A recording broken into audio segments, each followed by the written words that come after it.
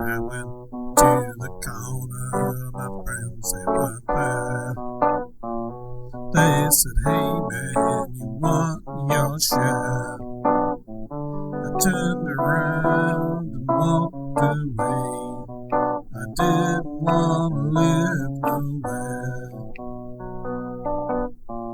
Street corners with the finest of youth. Hey everybody, Douglas Scott McCarron. I talked earlier about how frustration in movies really kind of like it's a tool in telling the story. But today I want to talk about the frustration of making a movie. For all you indie makers and even people with lots of money in major studios know that it may look all really cool and whiz-bang and wonderful once it gets on the screen, but there's a bit of frustration behind the cameras. I tend to shoot a lot of my movies all on my own, which is kind of a hassle, but I've had the experience of, I had one sound person who helped me for about a week, and then one day we broke for lunch and never saw him again.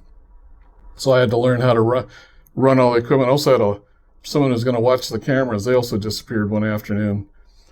I wasn't paying them. That's why I let people know they're going to go on for a while. And if you only want to have you involved if you're committed to get to the end, and you get food and gas, and if it ever makes money, you get some of that. But, the goal is to get this a distribution and get some funds out of it.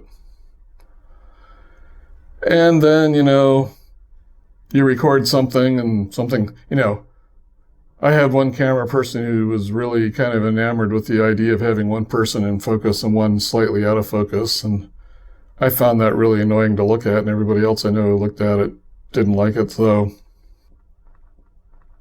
I had to make do with that as much as I could. I sharpened it up a lot, but I couldn't really go back and reshoot it because one of the actors was gone by that point.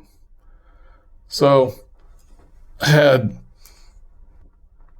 shot next to in a park, which wasn't too close to a highway, but highways make enough noise that while the actors were talking in the background, you hear this constant.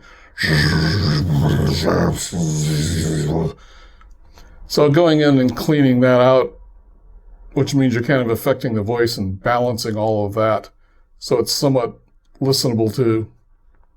Oh yeah, and the trolleys would go by every once in a while, so that was kind of, real dramatic moment, What are you going to do to me? I'm going to hurt you.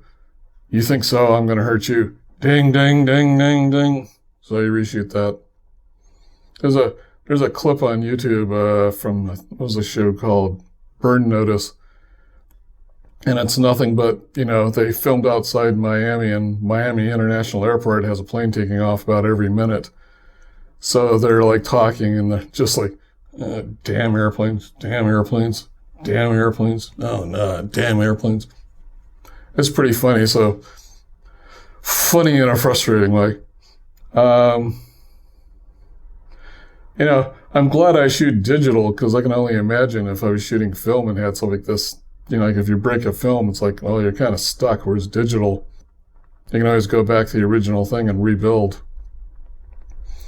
I've worked very hard, though, on getting cameras and audio and things that'll sound really good. And hopefully that gets reduced.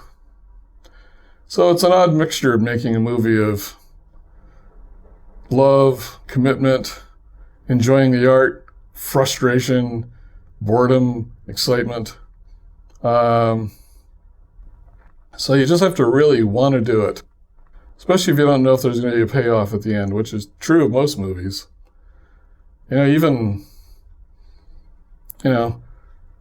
Woody Allen and people like that, some of their movies, they shoot the whole thing and they get funding, and then they got to go to they go to a market and try and sell it, or, they go to con and try to get someone to pick it up. They don't always get picked up. I know one guy spent $100,000 on a movie just assuming it was going to sell in the theaters, and nobody picked it up, and now he has a $100,000 home movie. That's probably pretty frustrating. But anyway, so I have this film coming. I'm going to be involved with it. You may see some of the frustration in my shares. If you're in the San Diego area, you want to be one of the actors or would be interested on the crew and are willing to be committed for several months to get it all done, I'd love to hear from you, see if we get along. But, I just think like, what was that movie? Oh, God, I can't think of it. Anyway, there was this tiger that gets on a boat with a child. Well, they're not going to let a real tiger get on there. And apparently it was immaculate, and you could see all the fur moving individually.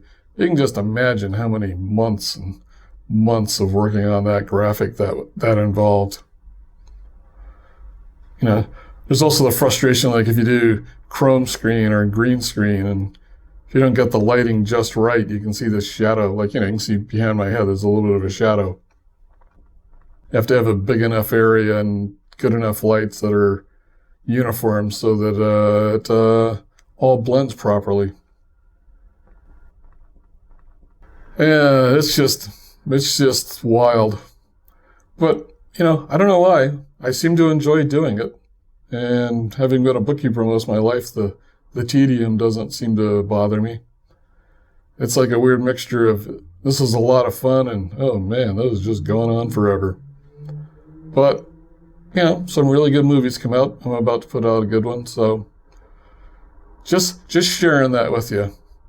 I always love hearing feedback from y'all, so if you see this one or any of my shares, I'd appreciate hearing from you and getting a thumbs up or a thumbs down or a response. It's always good to get feedback.